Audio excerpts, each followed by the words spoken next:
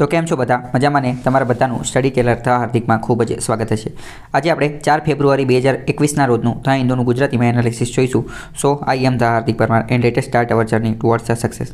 સૌથી પહેલાં અતિ મહત્વનો આર્ટિકલ જોઈએ તો Congress to move no trust motion against Lal government. હરિયાણાની અંદર મનોહર લાલ ખટ્ટરની જે ગવર્મેન્ટ છે એના વિરુદ્ધમાં કોંગ્રેસ છે એ નો ટ્રસ્ટ મોશનનો જે ખરડો જે છે એ પસાર કરવાની પરિસ્થિતિમાં છે। Commitment to support the farmers movement. આ ખેડૂતોની જે મૂવમેન્ટ ચળવળ ચાલી રહી છે, ખેડૂત લોકો જે છે પંજાબ અને હરિયાણાના ખેડૂતો જે દિલ્હીમાં જઈને વિરોધ પ્રદર્શનોને એ બધું કરી રહ્યું છે, એટલે પરિસ્થિતિ દિવસે ને દિવસે વધારે ગંભીર થતી જાય છે। તો હરિયાણાની અંદર બીજેપીની ગવર્મેન્ટ છે, તો આવું માનવામાં આવેલું છે કે કોંગ્રેસ જે છે એ હરિયાણાની અંદર આ લાલ ગવર્મેન્ટ જે છે એમની વિરુદ્ધમાં નો ટ્રસ્ટ મોશન એ અવિશ્વાસનો પ્રસ્તાવ જે છે એ પસાર કરશે। તો આની માટે એગ્રીકલ્ચર પ્રોડ્યુસ માર્કેટ કમિટીના નવા કાયદા આવેલા એ બધા વિશે તો આપણે ઓલરેડી વાત કરેલી જ છે। તો આપણી માટે મહત્વનું શું છે? આપણી માટે અત્યારે મહત્વનું છે કે નો કોન્ફિડન્સ મોશન। નો કોન્ફિડન્સ મોશન એટલે કે અવિશ્વાસનો પ્રસ્તાવ। કોન્ફિડન્સ એટલે કે આમાં વિશ્વાસ એવું માનવામાં આવશે। તો કે આ motion of no confidence or a vote of no confidence or no confidence motion is a statement. આ એક પ્રકારનું સ્ટેટમેન્ટ છે અથવા તો વોટ, જેના અંતર્ગત વોટ આપવાનો હોય છે about whether a person in a position of responsibility. એટલે કે આના અંતર્ગત સાબિત કરવાનું હોય છે કે અત્યારે જે સરકાર જે છે શું એ સરકાર પાસે ખરેખરમાં બહુમતી છે કે નહીં, સરકાર પાસે ખરેખરમાં બહુમતી છે કે નહીં। Is no longer deem to fit hold that position. એટલે કે માની લો કે અત્યારે સરકાર જે છે એ સરકારને ફરીથી મતદાન કરવાનું, એ બધા વિધાનસભાના જેટલા લોકો જે છે એમએલએ જેટલા પણ મેમ્બર ઓફ લેજિસ્લેટિવ એસેમ્બલી જેટલા પણ સભ્યો જે છે બધા જ વિધાનસભ્યો એ બધા શું કરશે? મતદાન કરશે અને ચેક કરશે કે અત્યારે જે સીએમ જે છે, અત્યારે જે સરકાર ચલાવે છે જે કોઈ પણ પાર્ટીની, શું એની પાસે હકીકતમાં બહુમતી છે કે નહીં। જો બહુમતી નહીં હોય તો ખબર પડી જશે, તો એમનો વિશ્વાસ જે છે એ ગાયબ થઈ જશે અને એમને રાજીનામું આપવું પડશે। આ પ્રકારની વસ્તુ કરેલી છે। પછી વાત કરીએ કે as a parliamentary motion it demonstrate to head of the state that. આ પ્રકારનું કાર્ય જે છે એ ગવર્નરે કરવાનું હોય છે, બરાબર, ગવર્નરની સામે આ કરવાનું હોય છે। રૂલ ઓફ પ્રોસિજરના રૂલ 198ની અંદર આના વિશે લખેલું છે। અકોર્ડિંગ ટુ રૂલ 198 198 નંબરના રૂલમાં લખેલું છે। કોનો રૂલ? તો કે rules of procedure and conduct of the Lok Sabha. લોકસભાના રૂલની અંદર આવું લખેલું છે કે no confidence motion is a motion expressing want of confidence in the council of minister. એટલે કે આ એક એવા પ્રકારનો પ્રસ્તાવ છે, કે જેના આધારે જો એ પસાર થઈ જાય સફળતાપૂર્વક તો આપણને ખબર પડી જાય કે અત્યારે જે મિનિસ્ટર, જે કાઉન્સિલ ઓફ મિનિસ્ટર જે છે એ હકીકતમાં સરકાર બનાવવા માટે સમર્થ છે, અને એ કોઈ રાજીનામું આપવાની જરૂર નથી। અને જો એ પસાર ન થઈ જાય તો સરકારે રાજીનામું આપવું પડે, સરકાર એક રીતે પડી ભાંગે।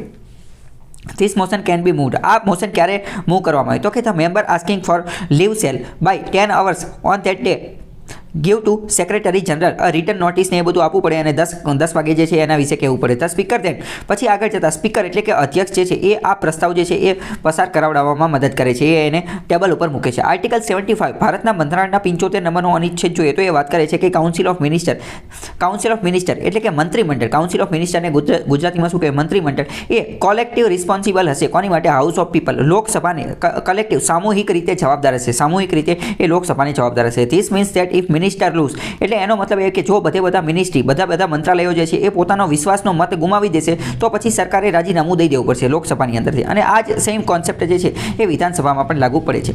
Passing of NCM no confidence મોશનનો પાસ થવાની વાત કરીએ તો member are that support the motion will have to rise in their seats and with a minimum of 50 members approval the motion can be moved in.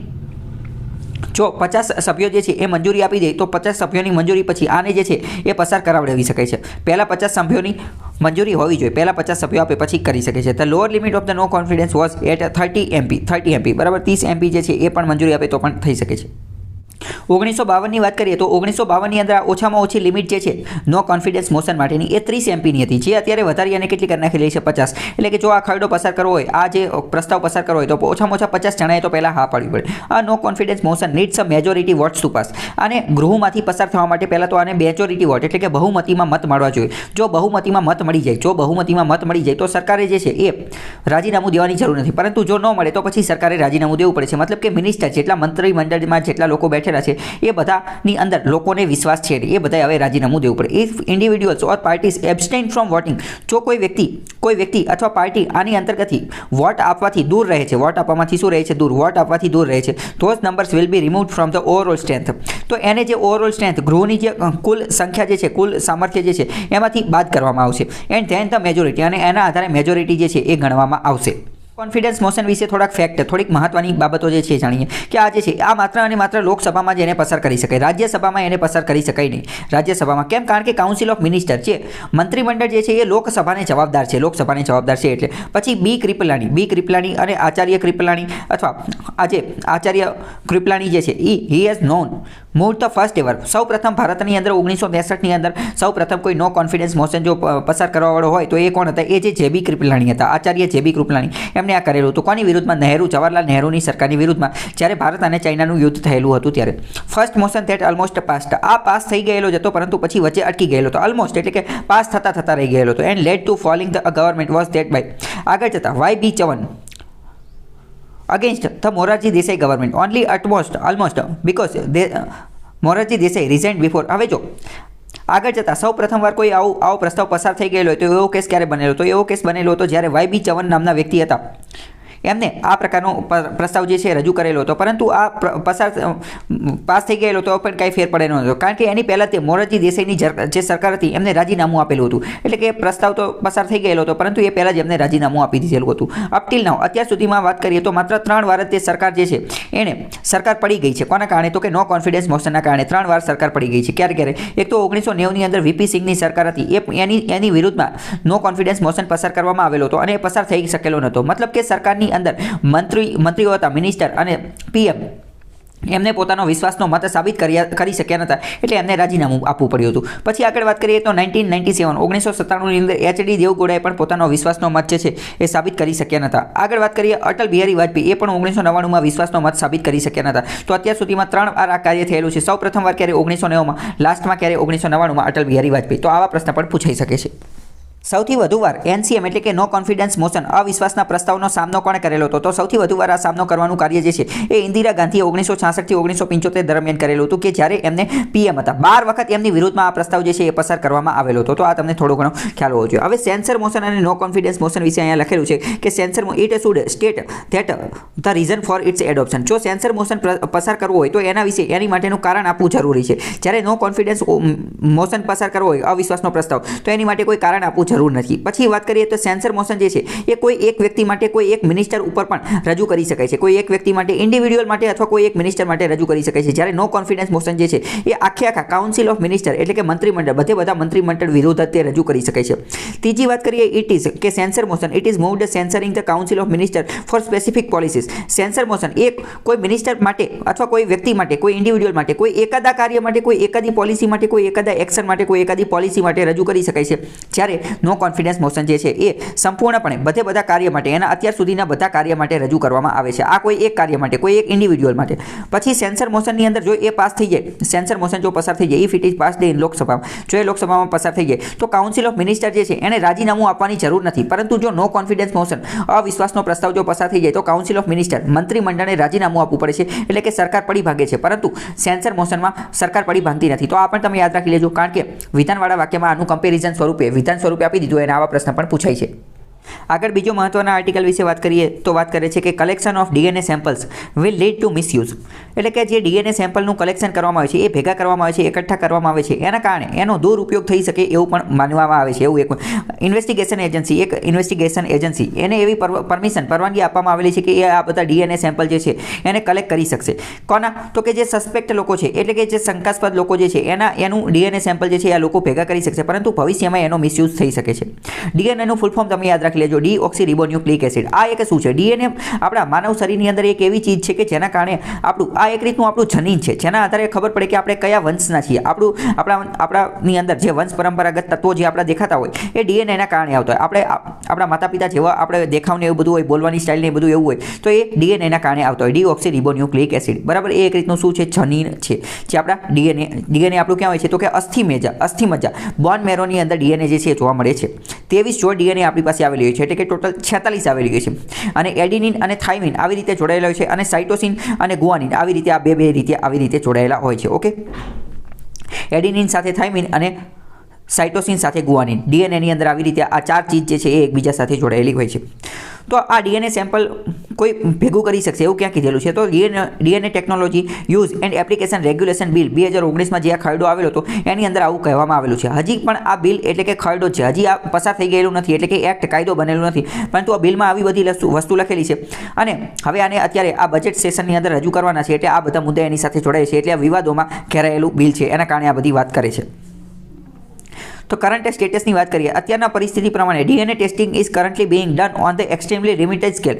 ભારતની અંદર DNA test માત્ર અમુક પરિસ્થિતિઓને એક્સ્ટ્રીમલી અત્યંત ગંભીર પરિસ્થિતિઓ હોય ત્યારે જ કરવામાં આવે છે. 30 થી 40 ડીએનએ એક્સપર્ટ ઇન 15 થી 1000 લેબોરેટરીમાં ફ્યુઅર દેન 3000 કેસ, એક વર્ષની અંદર 3000 કરતાં પણ ઓછા કેસ. The standard of the laboratories are not monitored. જે લેબોરેટરીની અંદર ડીએનએ ટેસ્ટ કરવામાં આવે છે એ પણ વ્યવસ્થિત મોનિટર કરવામાં આવતી નથી કે એનું રેગ્યુલેશન નિયંત્રણ કરવામાં આવતું નથી. તો આ જે બિલ, આ ખરડો, એ ખરડાનો ઉદ્દેશ્ય શું છે? એનો ઉદ્દેશ્ય એવો છે કે ઇન્ટ્રોડ્યુસ કે આ ડીએનએ ટેકનોલોજી, ડીએનએનો જે ઉપયોગ કરવામાં આવે એને વ્યવસ્થિત રેગ્યુલેશન નિયંત્રણ કરવામાં આવે, અને સંપૂર્ણ વસ્તુ જે છે ડીએનએનું સ્ટોરેજ ને એ બધું કરવામાં આવે. આની પહેલાં પણ મેં તમને કીધું હતું કે આની અંદર એવું લખેલું છે કે ડીએનએ બેંક બનાવવામાં આવશે, ને એમાં બધા લોકો જે અપરાધી લોકો જે છે એના ડીએનએ એ બધું એમાં સ્ટોર કરવામાં આવશે, ને એ બધી વાત કરે છે. The preamble to the bill say that it aims to provide for the regulation to use and application of DNA, એટલે કે ડીએનએનો ઉપયોગ કઈ રીતે કરવો એનું નિયંત્રણ કરવામાં આવશે, એવો આનો પર્પસ, એવો આનો હેતુ છે.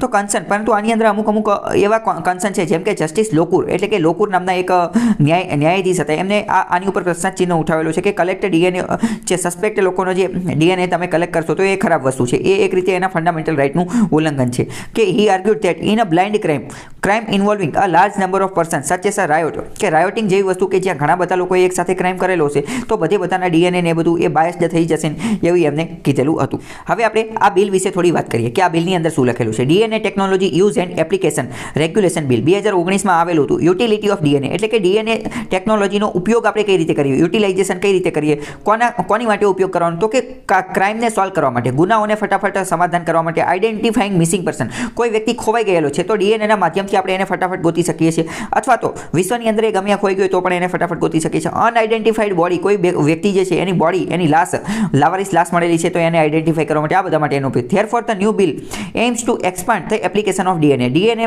દ્વારા આધારિત જે વસ્તુઓ જે છે એનો જે એમ જે છે એને વધારવા, એને એક્સપેન્ડ કરવા માટેની વસ્તુ હતી. ફોરેન્સિક ટેકનોલોજીની અંદર અને આ બધાના કારણે એને વધારે મજબૂત કરવાનું, અને જસ્ટિસ ડિલિવરી ફટાફટ થઈ શકે એની માટે, અને એને મજબૂત કરવા માટેનો હતો. બિલની અંદર શું લખેલું હતું? બિલની અંદર પહેલાં તો એવું લખેલું હતું કે ડીએનએ ડેટા બેંકની સ્થાપના કરવામાં આવશે. આની અંદર બધા લોકોનો ડીએનએનો ડેટા જે છે, ડીએનએ પ્રોફાઇલ, એ સ્ટોર કરવામાં આવશે, ખાસ કરીને અપરાધી લોકોનો, ખાસ કરીને સસ્પેક્ટ લોકોનો, જે અમુક ગુનામાં સંદિગ્ધ પાયા ગયા છે એ.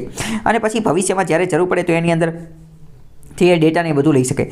આના અંતર્ગત સજાની જોગવાઈ પણ કરવામાં આવેલી છે. કેવી સજા? તો કે લીકિંગ, જો કોઈ વ્યક્તિ ડીએનએ પ્રોફાઇલ લીક કરશે તો પણ એને સજા થશે.